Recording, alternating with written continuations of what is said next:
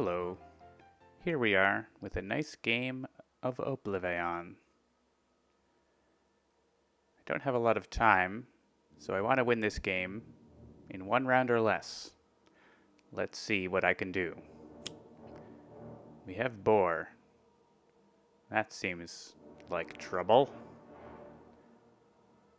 Empyrean. Very well.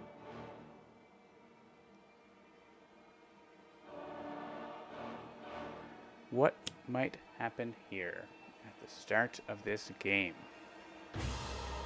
We've got Parse, we've got the Wraith, Guys, the Visionary, and Absolute Zero. OblivAeon is dealing each target 2 energy damage. That won't take that long. We can watch the energy damage.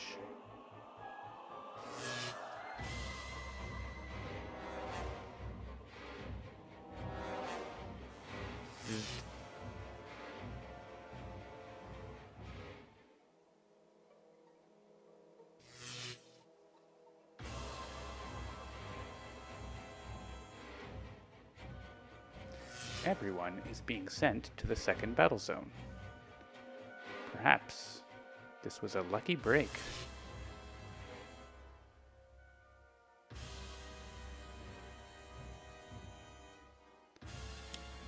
First page of OblivAeon plays the top 3 cards of the Aeon Men deck in the other battle zone. That's okay. You do that.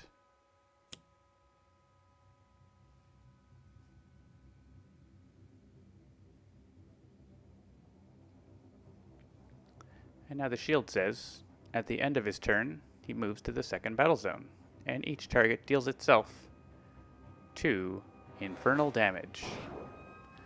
And Empyrean is also going to go off, and that's going to take a while. So why don't we just speed this up a little bit, and the shield will flip. Be right back.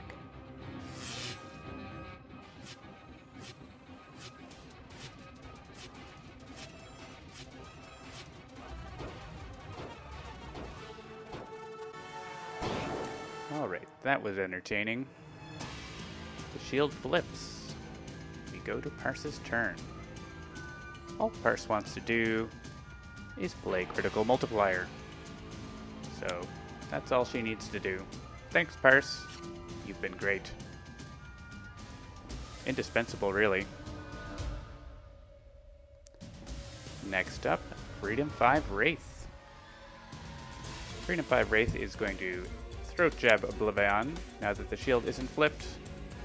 This probably isn't 100% necessary, but it helps.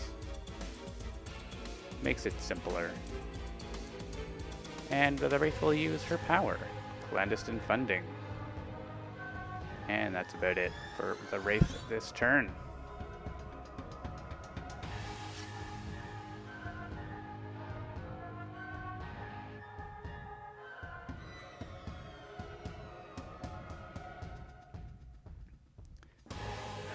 And here is Guys. Guys wants an objective. Conveniently, it's time and time again. We'll talk about why we want that later. And then we are going to use Gimmicky Character to discard the top of OblivAeon's deck. Oh, it's the Abyss Stares Back. This card was revealed. Put it into play. Then move OblivAeon and all heroes to the other battle zone. So it plays the top card. Oh, it's Impending Doom. That's played in the other battle zone. Time Cataclysm, as it happens. And then OblivAeon moves to the first battle zone with all the heroes. Note that Gimmicky Character is still trying to discard a card from OblivAeon's deck, so it's still going to do that after this is all done. Just like what happens with discarding or drawing a Shinobi Assassin. Same kind of thing.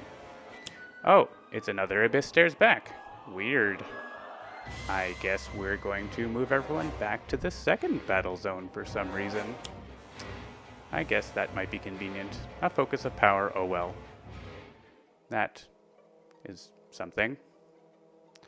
that is nothing. And now everyone is safely going back to the second battle zone. That seems good. And then we'll see what Guys does next. He gets to play another card, right? That's what he does. At least Raptorbot is helping. Rawr, rawr, rawr. I guess Gimmicky Character has to finish happening, so let's let Gimmicky Character finish. We get hit points. That's very good. Let's give Parse a high five. Sorry, I gave my own high five. Sorry if I blew out your ears there. And then we get to play another card with our power. Let's use another hero's power. I think Freedom 5 Wraith's power seems like a good idea.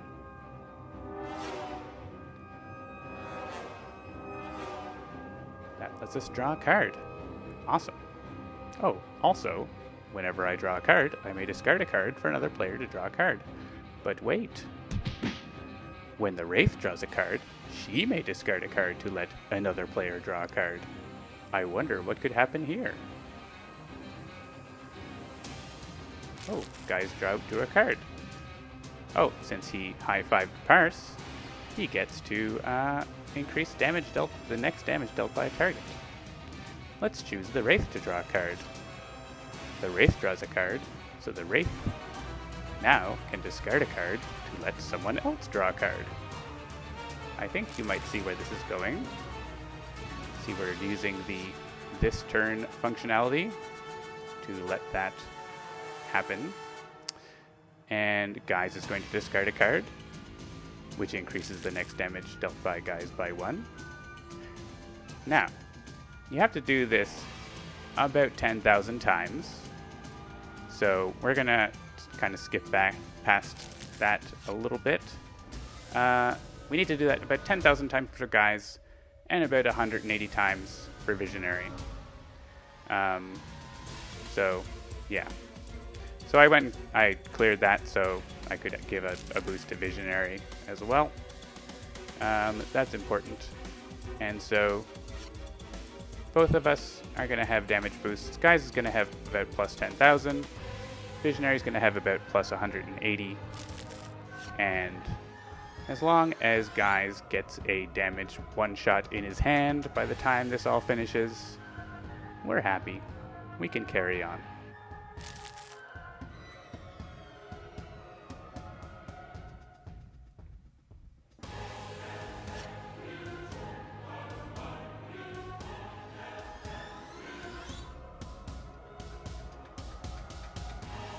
Alright, so here we are, time and time again. Oh look, those are nice damage increases. We don't need to discard, we can just make sure at the end of all that we had enough in our trash to reshuffle so that we get the Chronoist. Now Guys gets to play a card. He should do 1 damage to OblivAeon. That seems like a good idea. Say cheese.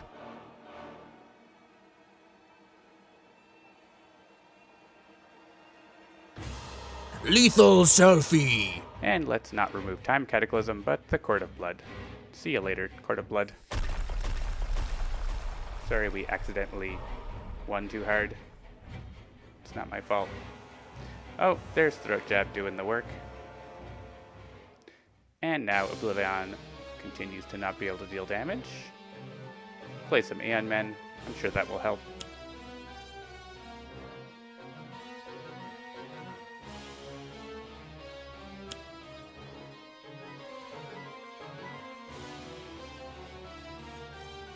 And finally, we're going to go to the Visionary's turn.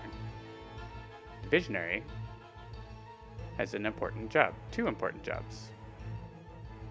She needs to play Twist the Ether on OblivAeon. Spoiler alert, she's doing that. And then she's going to do 1 damage to OblivAeon.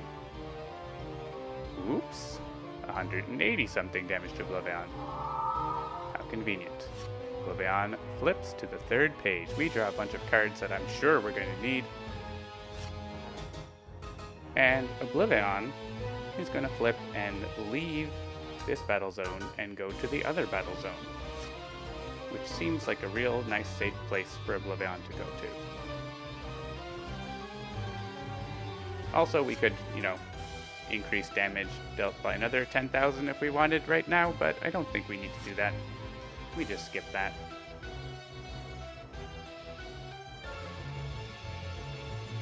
That seems fine. And there's the flip. There he goes. Gets a token. What a good boy. Thanks, Visionary. And here is Absolute Zero, bringing up the rear, but he's okay with that. He's gonna follow OblivAeon to that first battle zone. Seems like a nice place. Let's play a card. The one card Absolute Zero wants to play. That's Isothermic Transducer. He doesn't even use... He could use a power, I guess, if he wanted to do 1 damage. But he's okay with not doing that. I think it's going to be enough. OblivAeon, he plays Focus of Power. As long as he doesn't, move or move Absolute Zero, that's all we really care about.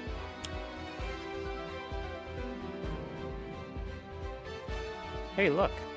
It's Fixed Point. Weird. Why would we want that? Oh, I guess we'll roll with it. Oh, look. It's the start of the villain turn. Impending Doom says, OblivAeon is here. Deal 9,999 damage to each target. Let's make that fire damage to Absolute Zero.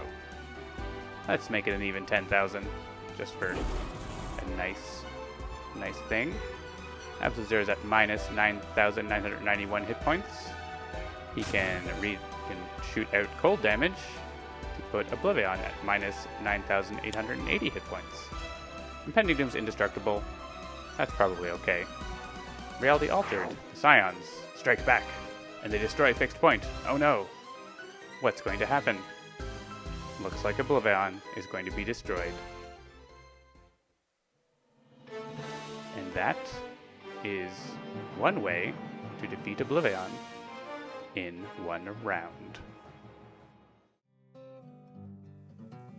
Question time. How is this possible? All right, let's talk about how this happened. We wanted to defeat OblivAeon in 1 round. So there's kind of 2 main aspects here, is how did it happen in the rules of the game, and how did it manage to happen in the digital version? So I want to cover both of those angles as we go through it. You can of course do what you saw there in the physical game. Shuffle your decks as you wish, and stack the deck. Oh look, Disrupt Spacetime happened to get shuffled to the top, so that's going to get played, and so on. Shuffling the deck and stacking the deck in terms of randomness doesn't make a difference. It's the same for that. So you can always assume that you happen to shuffle it, and that was the order that it happened to shuffle in. Any ordering is exactly as likely as any other ordering. And so we can just say we're in the universe where we happen to shuffle in the way that we wanted. So let's go and take a look at the digital version code. Since I make the digital version, I can set up a game exactly how I want with some code. So here we set up a game of OblivAeon, commented out some stuff with these characters that you saw in the game, the environments you saw in the game, and we set the shield, we set Empyreon. It doesn't really matter what the other sign is as long as it isn't Voss. And we also do some other pre-game setup. We stack the top of the villain deck. Again, we're not like making new cards. We're just reordering the cards after the shuffle to be what we want for this setup. And we also stack the mission deck to put time and time again on top. That's also fine. And then each of the heroes, like Absolute Zero and so on, we set what their starting hand is which is, again, exactly the same as if you happen to shuffle the cards that way and happen to draw those top 4 cards. There's no difference in terms of probability of that happening. That's just as likely as any other hand of cards that you might have drawn at the start of the game. But we'll get into that. What are the chances of this happening later on? So the combo that you saw first, which was Parse and Wraith and Guise, having that infinite combo with critical multiplier and those powers, that was actually, I believe, originally found by Sonvar and Mark and Zach on our Twitch channel and YouTube actually tried it in the digital version a couple of years ago, almost actually 2 years ago to the day, and they found that it ended up crashing the game because it, just too much happening, ended up running out of memory, or I'm not exactly sure what happened. I don't know if we actually determined what happened there. I got links in the description if you want to see what happened with that. It's pretty funny. Marathon kind of stream that they did. And then we finished it up on my stream as well, because I think it took about 72 hours for it to finish computing. So you notice I didn't do that. And so how did I get it to actually work in the digital version? This is the wrong file. This one. So in here, basically what I did was at the end of Guise's turn, I just quit out of the game and then loaded up the game and had it run this code. This code is just looking to see, hey, find that damage increase that happens on Guise, increase it by 10,000. Find the damage increase that happens on Visionary, increase it by 180. It's effectively the same in terms of, you can sit on the tabletop and do it either manually 10,000 times or just say, hey, we did this 10,000 times. We can decide exactly what, 3 or 4 cards are in our hand, how big our trash is. Like, you can just decide that. It's just a function you keep running. And so that is how that was done. I sort of made an obvious cut in the video for that. There are a couple other small video cuts as well, mostly because I made a mistake or whatever. The other part, so that's the first 2 pages, the 10,000 damage, the 180 damage. But the third page is the actually really tricky part. Getting OblivAeon runs away, right? He goes the other battle zone. And so that combo of Impending Doom, Visionary, Absolute Zero, and Fixed Point was a combo I thought of way back when we were thinking about how do we do 10,000 damage to OblivAeon. But it was really fun to be able to combine that with the other combo to make it all happen. And Gimmicky Character I thought of as a way combined with what's OblivAeon's card called? The Abyss Stares Back? Yeah. The Abyss Stares Back wants to play more cards and also happens to move things to the right battle zones, so it actually worked really nicely to combo that all together. And then there's a little bit of extra code to make sure that OblivAeon plays Focus of Power on Absolute Zero's turn instead of something bad, which, again, you could just reshuffle as much as you want to try to get that to happen. Same thing, get the Scion deck to play Reality Altered or something else that destroys Fixed Point. So yeah, that is how it all happened in the game. And just to reiterate, you can set up what you saw there on the tabletop and just do it, and it will work exactly the same way.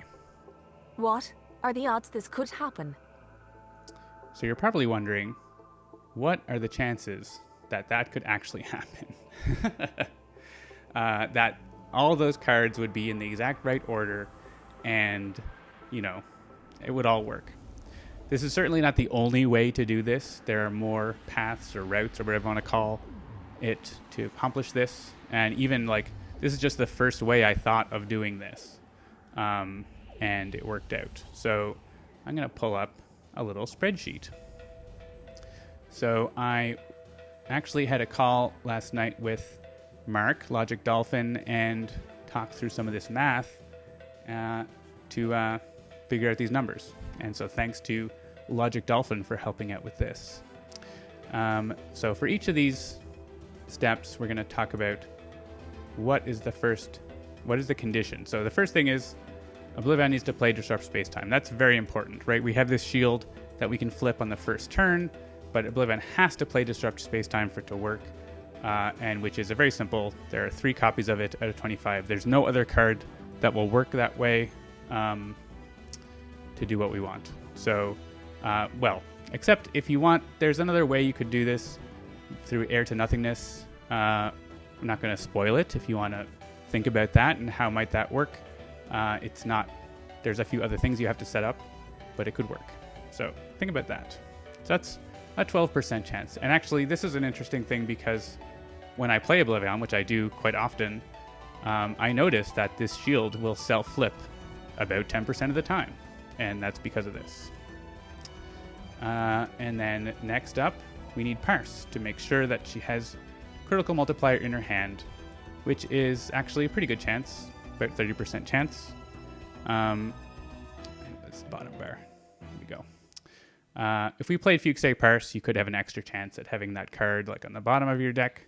That would be another way to get it, but I didn't factor that in. We also need Wraith to have Throat Jab, which is not actually a hard requirement, as I think I mentioned. About a 20% chance of having that in your opening hand. It's nice. It makes the rest simpler. You could probably manage without it, though. But I'm going to throw it in because it's what I used. We need Time and Time Again to be in the top 3 mission cards. There's also other ways to get this by other less likely things to happen. Like you could have Great Fortune, you could have Digital Age, maybe other things. The main thing is Guise needs to be able to play a card, or Guise needs to be able to deal damage at the end of his turn, after his draw phase, after he's done his combo with Parse and the Wraith. So that's about a 12% chance. And, you could say there's more chances if you do something else. I don't know. Increase it by 1% or something. And then we have Gimmicky Character. Oh, yeah. And I can do that too in your hand. So having 3 cards in your hand. So these are the ones that are simple, right? How many copies of those cards are there? How many draws? It's a fairly simple geometric equation. Having 3 different cards, each of which have, I guess they all have the same number of them, but like there's lots of conditional probabilities and dependencies. And Dolphin and I were like, math, that's a lot of math.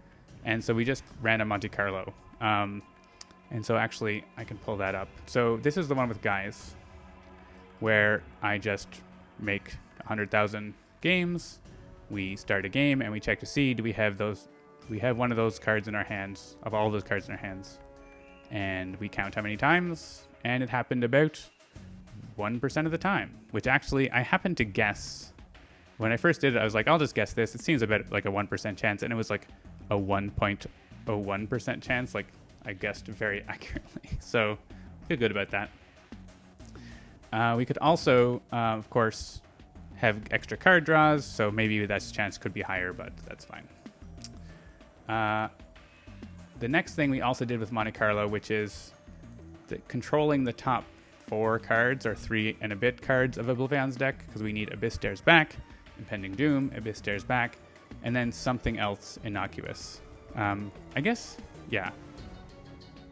The Impending Doom needs to... Impending Doom maybe can be the 4th card, so maybe that's a little bit higher, but it's still super small. And actually, we did 20,000 trials. I did another 80,000 trials that added 10 more. So it's actually 14 out of 100,000, which is still very small. And I guessed here it was 0.1%, so I was off by a factor of 10. It's really hard to estimate really small numbers, turns out, in probability. So it's like, this seems very hard and very unlikely, but it was about 10 times more unlikely than I thought. And the reason why it's something innocuous is because as long as he doesn't kill Guise or Visionary Absolute Zero or move, it's fine. Maybe, there's a small chance you could play Voss with one of the cards. Like, we discount that because it's also a tiny factor. So it's close enough, right? Visionary needs to have Twisted Ether, pretty straightforward. Absolute Zero needs Isothermic Transducer, which is actually almost 50-50 because of onboard module installation. Again, maybe we get more card draws. Then on Absolute Zero's turn, OblivAeon's going to play a card, so we need to make sure he doesn't kill Absolute Zero, or more importantly, move. And actually, yeah, he can't move yet. It'd be later. So let's talk about that later. But yeah, he can't blow up Absolute Zero's card either. So again, that's fairly straightforward. And I think we ended up mathing this, that it's basically 10 chances out of 23 or 24. So that seemed reasonable. Time Cataclysm has to play Fixed Point, which, hey, that's just 1 out of 15 cards, right? But actually Rift in Time exists, so you get a slightly higher chance to play Fixed Point because of that. And the Scion deck finally needs to destroy Fixed Point or move OblivAeon to the other battle zone. That's fine too, right? Because he wouldn't be indestructible in the other battle zone. And there are 8 cards that can accomplish that. And if it's Terrible Burden, you don't get the win on that turn.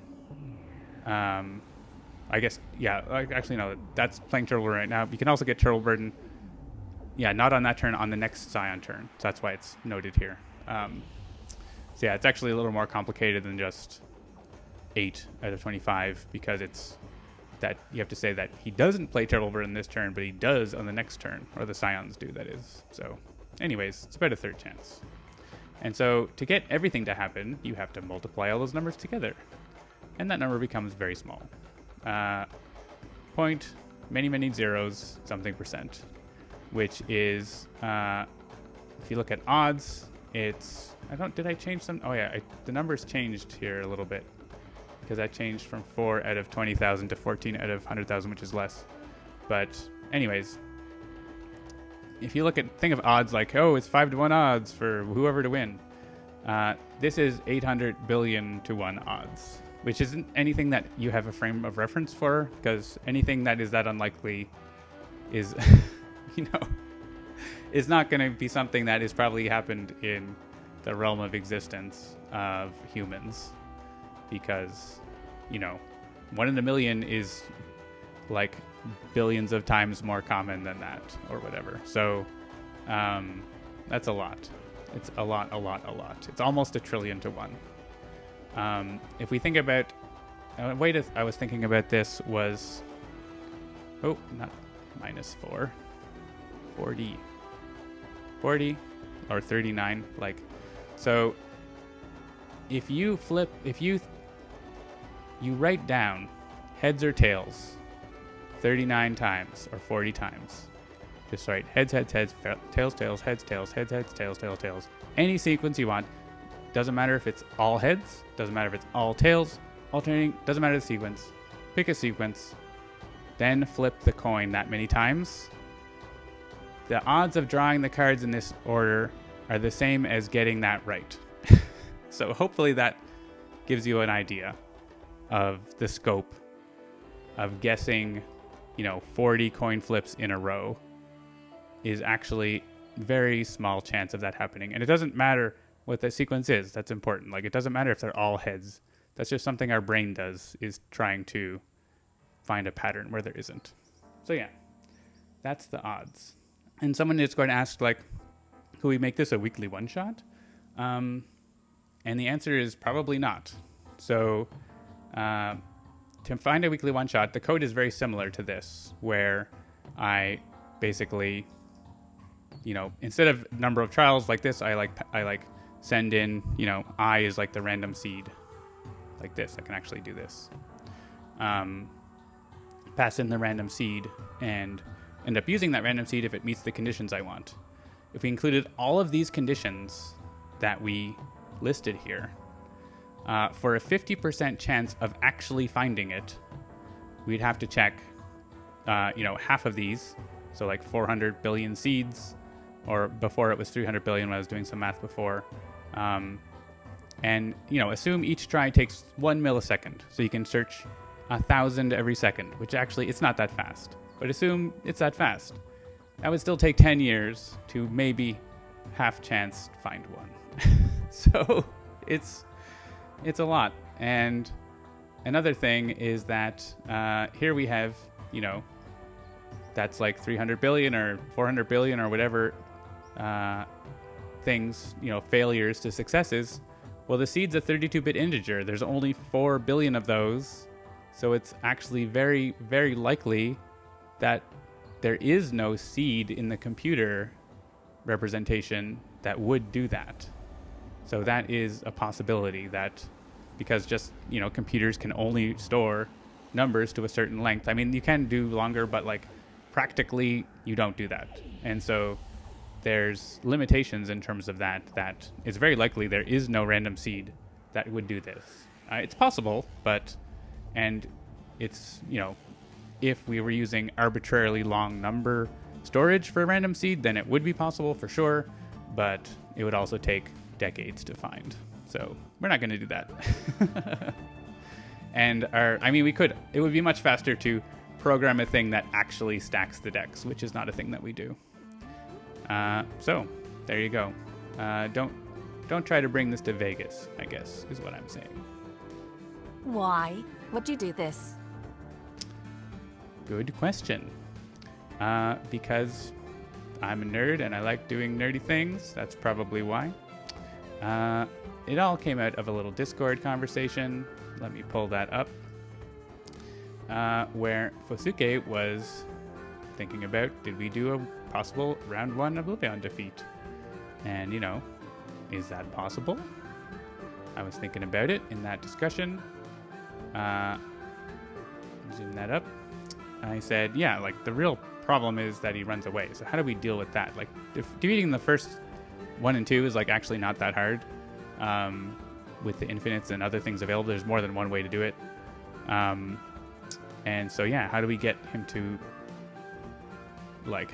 go where we need to do it? And so then I basically roughed out a plan, which ended up being what I did, with a few more details, like the gimmicky character thing. Like, how do we actually get OblivAeon to play Impending Doom is not obvious, because he's already playing a card in his turn to flip the shield. So it's of course much easier to, like, how do we do this if it's the shield's already flipped or whatever, like in a later round, but we're talking about round 1, immediately. So yeah, so that's where it came from, and it was fun, and Sentinels is still my favorite game, so I'm enjoying this. When is Voss going to show up?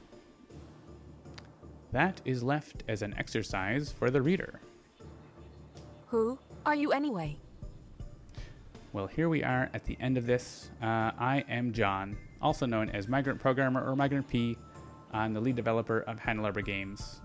You can find me on Twitch, Twitter, at Migrant P.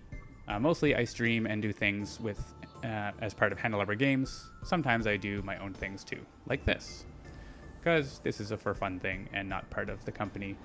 I mean, it could be, but it isn't. So that's all. Hope you have enjoyed yourself, and if you find other ways to defeat OblivAeon or do other foolish things in Sentinels, I'd be happy to hear about it. Have a good day.